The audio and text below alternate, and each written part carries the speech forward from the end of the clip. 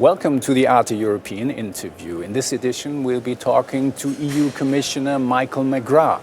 He is the Commissioner for Rule of Law, Democracy, Justice and Consumer Protection. Let's introduce him briefly. Michael McGrath was born in 1976 in Cork in Ireland.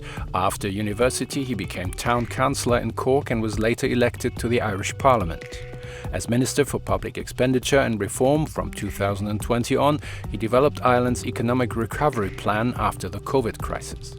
He then served as Irish Minister for Finance before officially becoming EU Commissioner for Democracy, Rule of Law, Justice and Consumer Protection in 2024.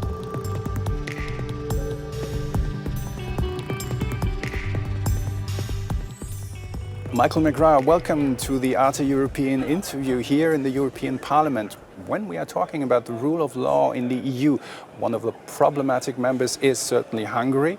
Would your job be easier if the EU could just throw out Viktor Orban? Well, we work with all member states and we have a rule of law process, and we've just concluded the rule of law report for 2025, and it looks at every single country within the European Union and 4 enlargement countries also, and we do an evaluation of each country, and then in the case of the EU member states we make recommendations. And again, in the case of Hungary in 2025 we've made a series of recommendations relating to issues like civil society, the independence of the media, ensuring that there is a strong anti-corruption system in place, and so on. And unfortunately, in the case of Hungary, we were not in a position to report much progress at all on the recommendations that we made last year.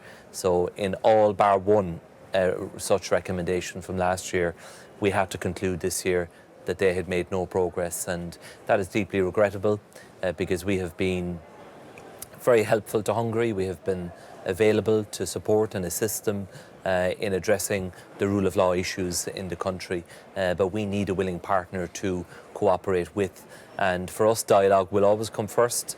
That is our preference, but in the absence of dialogue leading to progress, then we have to be willing to use the tools at our disposal, including infringement proceedings and other tools that we have that can result in EU funds being denied of a country because of rule of law issues. If we try to briefly sum up the woes with Hungary, it's about the limitation of press freedom, Orban practically controlling most of the media landscape. It is the lawmaking process. Recently there's also been the LGBT laws that came to the fore. That's right. We've set out in some detail in the country chapter report our evaluation of a whole range of different issues. But yes, we have ongoing contact with Hungary about certain laws. As you know, we have taken a number of infringement proceedings against them. We expect decisions later this year, judgments from the Court of Justice in relation to the so-called child protection law. There was a very strong and clear opinion from the Advocate General in early June in favour of the European Commission's position, but we await the full judgment of the court later on this year. And equally in relation to the National Sovereignty Protection Office, that law we have also challenged, and we expect a hearing and a decision sometime this year also. In relation to the assembly law that led to the banning of the Pride Parade in Budapest, we are continuing to evaluate that. We have written to the Hungarian authorities with a series of questions, particularly focused on the use of facial recognition and personal privacy and GDPR. We are expecting a reply to that shortly, and we will complete our evaluation of that, and then we stand ready, depending on the outcome of that evaluation, to take the next steps in relation to that issue. Another law is a transparency law that they introduced in the Parliament, or that a Member of Parliament introduced, but it may well be adopted by the Hungarian government. And again, we have very serious concerns about that law, and myself and Henna Verkunnen, the Executive Vice President, wrote to the Hungarian authorities setting out our views that it would be a breach of EU law and EU principles in the event that it goes ahead as drafted, and we asked them to withdraw it. Now at the moment the bill is deferred, so we just have to await developments. But as you can see, it's an ongoing process. There's a lot of interaction, let's say, between the Commission and Hungary, and it's unfortunate that we are at this pass, because we want to have a good relationship with all member states. We want to work through issues in a collegiate and collaborative manner, but that requires a willing partner on both sides. And you don't detect the willingness to work on this? Well, the evidence points to ongoing problems and challenges, and unfortunately in the report that we published, we had to conclude that the position for civil society in Hungary is deteriorating. So, we don't reach our conclusions lightly, because we engage extensively, not just with the government, but with wider civil society, with the judiciary and other stakeholders, and then we form our conclusions based on the facts. And Hungary needs to do much, much better on a whole range of different issues, and that's very clear to anyone who reads the country chapter in the Rule of Law report. You mentioned the toolbox of forcing Hungary to comply. What are the tools? We have a strong toolbox, and we have been using it. So about 18 billion euro of funding at the moment that should be available to Hungary is denied of Hungary because of their rule of law breaches. And that's deeply regrettable. I would wish that it were otherwise, because we want the end beneficiaries to enjoy the benefits of EU membership, the benefits of EU funding, but it's because of the actions of the government that funding is not currently available. And our door is always open. I'm happy to engage with the Hungarian government. I, of course, have met with them on a number of occasions with different ministers, and we will continue the dialogue to see if we can find a way forward. But those are some of our tools. We also have the infringement proceedings that we spoke about. We have a certain conditionality attached to the Recovery and Resilience Plan for Hungary as well. They're called super milestones. Many of them are rule of law related. And then, of course, we have the Article 7 procedure that the Parliament here initiated back in 2018, and which has yet to reach a conclusion, but remains at council level. And I participated in a hearing on that at the General Affairs Council back in May. Just to unpack this a little, because maybe our viewers might not be familiar with the EU technical terms, an infringement procedure is a procedure because of the breach of the rule of law of the EU? It's where we take Hungary to court, to the Court of Justice of the European Union, because we believe that laws that they have introduced represent a breach of EU laws or EU values, depending on the particular issue. And ultimately, EU law is interpreted and decided by the Court of Justice of the European Union. They sit at the apex as such of the legal order within the EU. And what we have to emphasise to all member states is that the primacy of EU law is non-negotiable. So where the Court of Justice makes a judgment, that judgment must be respected by the Commission and the other institutions, but also by the member states. And we have heard from Hungary that they do not agree with some of the judgments of the Court of Justice, and that places us all in a very difficult position, because the rule of law must be respected throughout the European Union. It is the foundation in many respects of the EU. So the EU is holding back funds. Is it possible to say how much to this day is being held back? Well, as of now, it's approximately 18 billion euro that is not available to Hungary in the form of grants or loans, mainly grants actually, not available to them because of rule of law breaches. And in some of those funds, they run out of time, and the funds will not become available in the future. So last year, for example, they lost €1 billion permanently at the end of the year, and further funding will be permanently lost as time progresses if they do not come back into line with the rule of law requirements. And we're not doing this for the sake of it. The rule of law really matters. The rule of law is about ensuring that businesses, ordinary citizens, civil society groups are treated fairly and respectfully in the eyes of the law and by all of the public institutions in Hungary, but in all of the other member states too. And you mentioned the Article 7 procedure, which is in a way the ultimate sanction the EU can impose towards a member state, where it could ultimately lose its voice in the Council. How far is this procedure? Well, it's still at the hearing stage, and many hearings have been held at Council level. The Council has not decided to progress to the next step, which would be to conclude on Article 7.1. Article 7.2 then is where you potentially lose as a member state your voting rights. So we're not at that point, and it is the preserve of the Council. They're in possession. The Commission stands ready to continue to support their evaluation, and we are happy to provide our assessment of the state of play on the rule of law in Hungary to help inform the decision that the Council ultimately will make. It is interesting because Hungary is not the only country that has these problems. Slovakia is mentioned this year in the report. We've had a similar situation with the last Polish government, the PiS government. Now we have a more pro-EU government under Donald Tusk in Poland.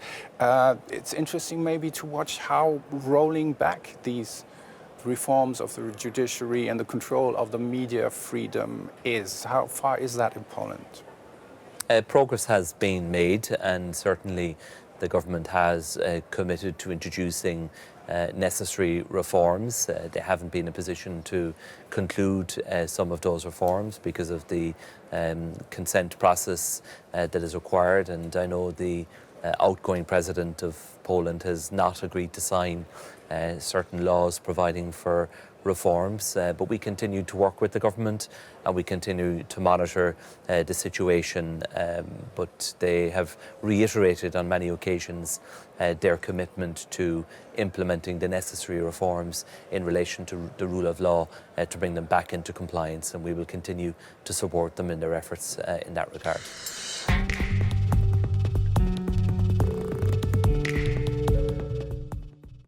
If we zoom out now and look at a more global perspective, looking across the pond towards the US President Donald Trump is putting pressure on the EU.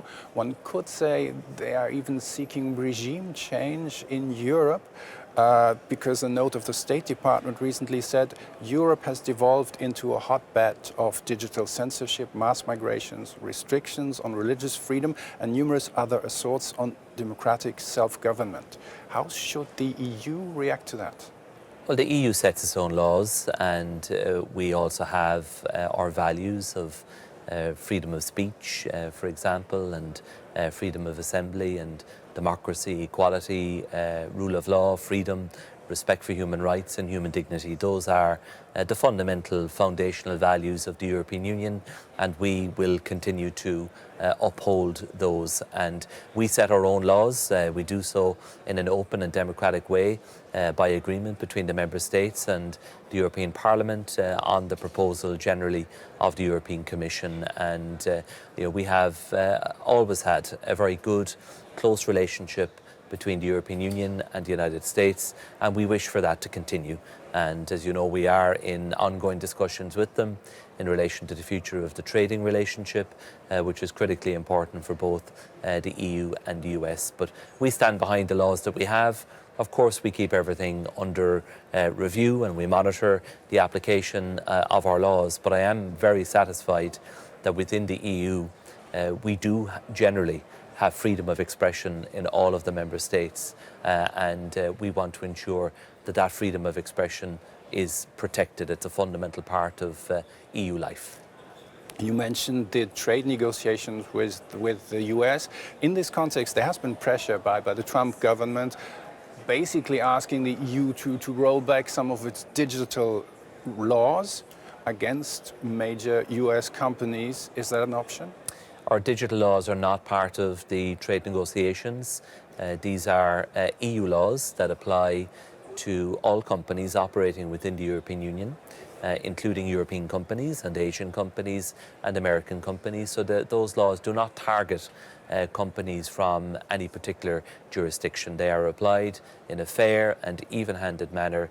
They are the laws of Europe, and we expect all companies who are operating within the European Union to respect our laws in the same way that the American administration would expect European companies and American companies and Chinese companies to respect American laws when they are operating in the United States.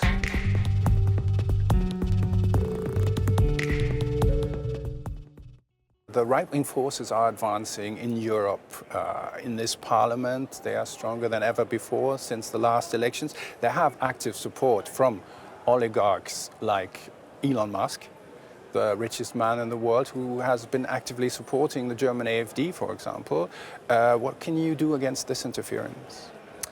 Well, first of all, for me, it's about democracy, and the general public are free to vote for whomever they choose. That's their fundamental right that we always have to uphold and protect and make sure that that freedom is preserved in every way.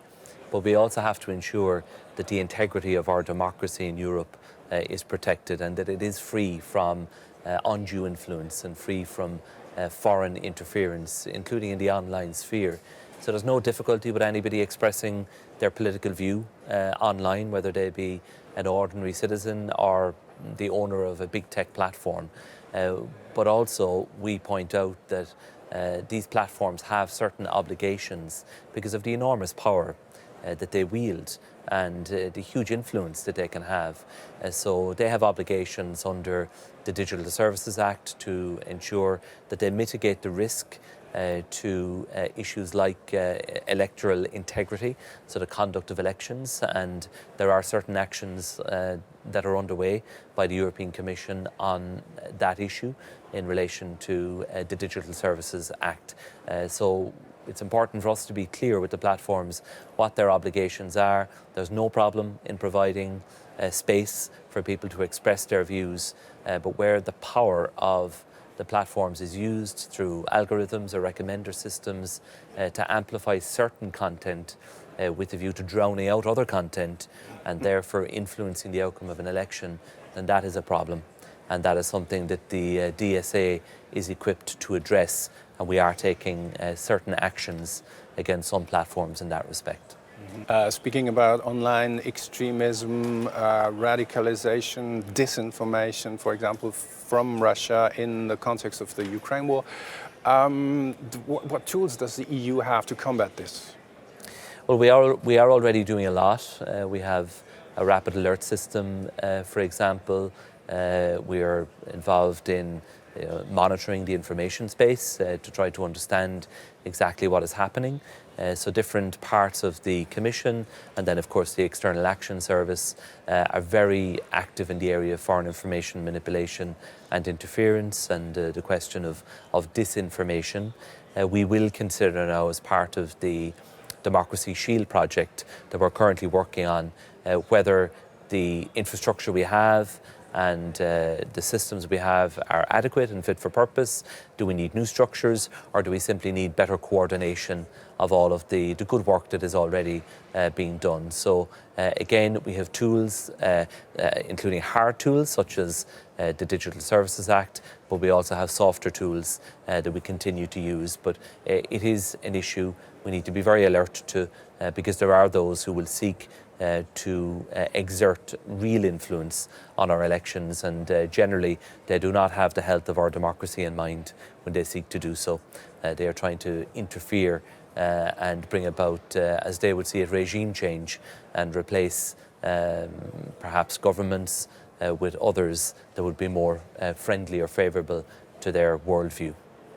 With all these challenges, how optimistic are you for the next 4 years for the rule of law and democracy in the European Union?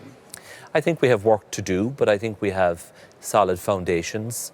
On the rule of law, we will now be considering, in the context of the next EU budget, the MFF, what is the appropriate rule of law architecture within that MFF, and that those discussions are live and ongoing at the moment. So we will see whether we need to go beyond the current toolbox that we have in the context of the MFF. And I think the Democracy Shield is an important project. It is fundamentally about empowering the ordinary people of Europe and make sure that they are free to express themselves at the ballot box, in their polling station, in every community around Europe, and that they do so in a manner free from interference. We want people to make up their own mind. It's their decision who they vote for. They will get the politicians that they elect and the policies that they wish to support. That is entirely up to the people of Europe, but we want to protect their right to freedom of expression in democracy, and we will do that in every way we possibly can. Commissioner McGrath, thank you very much for taking the time to talk to us. Thank you, my pleasure. Thank you.